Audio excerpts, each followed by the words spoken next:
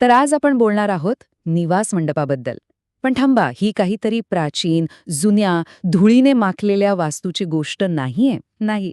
याला असं समजा की हा प्रतीकांचा एक गूढ नकाशा आहे, जो फक्त उलगडण्याची वाट पाहतोय. चला तर मग तो मिळून उलगडूया.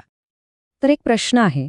विचार करा की प्राचीन काळातल्या या पवित्र जागा म्हणजे फक्त इमारती होत्या का की त्यापेक्षा काहीतरी जास्त? म्हणजे आध्यात्मिक सत्यांनी भरलेले आराखडे. याच प्रवासात आपण हाच दडलेला अर्थ शोधून काढणार आहोत. ठीक आहे. तर आपली ही यात्रा सुरू होते निवास मंडपाच्या अगदी बाहेरच्या भागातून, म्हणजेच बाहेरील अंगणातून. हा होता आध्यात्मिक प्रवासातला पहिला टप्पा. एक अशी जागा जिथे सामान्य लोकांना प्रवेश तर होता, पण देवाच्या आणखी जवळ जायचं असेल तर त्यांना आधी शुद्ध व्हावं लागायचं. आता बघा, या अंगणात तुम्ही प्रवेश केला की सगळ्यात पहिली जी वस्तू दिसते ती म्हणजे पितळ्याची वेदी. आणि या पवित्र जागेत पुढे जाण्यापूर्वी प्रत्येकाला इथे थांबावंच लागायचं. हे एक असं प्रतिकात्मक ठिकाण होतं जिथे त्याग करणं आणि आपल्या पापांचा सामना करणं हे अनिवार्य होतं. आणि या वेदीच्या प्रतिकात्मकतेला ना अनेक स्तर आहेत. म्हणजे ती फक्त त्यागाची जागा नव्हती, ती पुत्राच्या क्रूसाचं प्रतीक होती, पापांपासून शुद्धीकरणाचं प्रतीक होती आणि प्रभूच्या मार्गावर चालण्यासाठी स्वतःला समर्पित करण्याचं प्रतीक मानले जाते. एवढंच नाही तर तिचा संबंध बाप्तिस्मा आणि अधोलोकाशी सुद्धा जोडला जातो. त्यागाच्या वेदीनंतर पुढचा टप्पा होता शुद्धीकरणाचा, आणि त्यासाठी होतं पितळेचं गंगाळ. हे एक पाण्याचं पात्र होतं जे याजक पवित्र स्थानात प्रवेश करण्यापूर्वी स्वतःला शारीरिक आणि प्रतिकात्मक दोन्ही दृष्ट्या शुद्ध करण्यासाठी वापरायचे. पवित्रतेच्या जवळ जाण्याच्या तयारीचं हे एक महत्त्वाचं प्रतीक होतं. अर्थातच या गंगाळ्यातलं पाणी म्हणजे काही साधं पाणी नव्हतं. ते प्रतीक होतं पापांना धुवून टाकणाऱ्या देवाच्या वचनाचं, स्वर्गातल्या काचेच्या समुद्राचं आणि हो, पुन्हा एकदा बाप्तिस्म्याचं. इतकंच नाही तर पाय धुण्याच्या पात्रासारखं ते नम्रता आणि सेवेचंही प्रतीक मानलं जायचं. चला, बाहेरील अंगणातलं शुद्धीकरण तर पूर्ण झालं. आता आपण निवास मंडपाच्या आत प्रवेश करतोय, म्हणजेच पवित्र स्थानात. आपण एका सार्वजनिक भागातून आता एका अशा विशेष ठिकाणी जातोय जिथे फक्त याजकांनाच प्रवेश होता आणि जिथे देवाशी खूप जवळचा संबंध जोडला जायचा. जरा कल्पना करा, या पवित्र स्थानात एकही खिडकी नाहीये, म्हणजे पूर्ण अंधार. आणि त्या मिठ्ठ अंधारात प्रकाशाचा एकमेव स्रोत काय? तर ही सोन्याची दीपवृक्ष. त्यामुळे साहजिकच आहे की ह्या 7 शाखांच्या मेनोराची भूमिका फक्त प्रकाश देण्यापुरती नव्हती. आणि यातला हा 7 आकडा हा खूप महत्वाचा आहे. पवित्र शास्त्रानुसार 7 हा आकडा दैवी परिपूर्णतेचं प्रतीक आहे.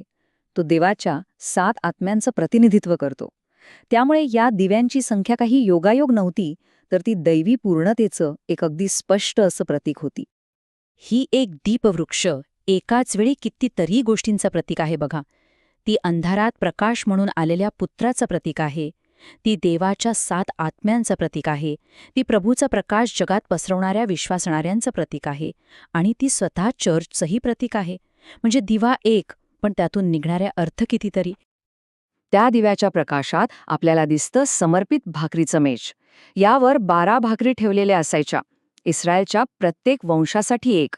हे प्रतीक होतं देवाकडून मिळणाऱ्या केवळ शारीरिक पोषणाचं नाही, तर आध्यात्मिक पोषणाचं आणि त्याच्या लोकांसोबत असलेल्या एका अखंड कराराचं. आणि पवित्र स्थानातली शेवटची वस्तू, जी कदाचित सगळ्यात महत्त्वाच्या जागेवर होती, ती म्हणजे धूपवेदी. ही परमपवित्र स्थानाला वेगळं करणाऱ्या पडद्याच्या अगदी समोर होती. विचार करा, इथून वर जाणारा धूर म्हणजे थेट देवापर्यंत पोहोचणारी प्रार्थना.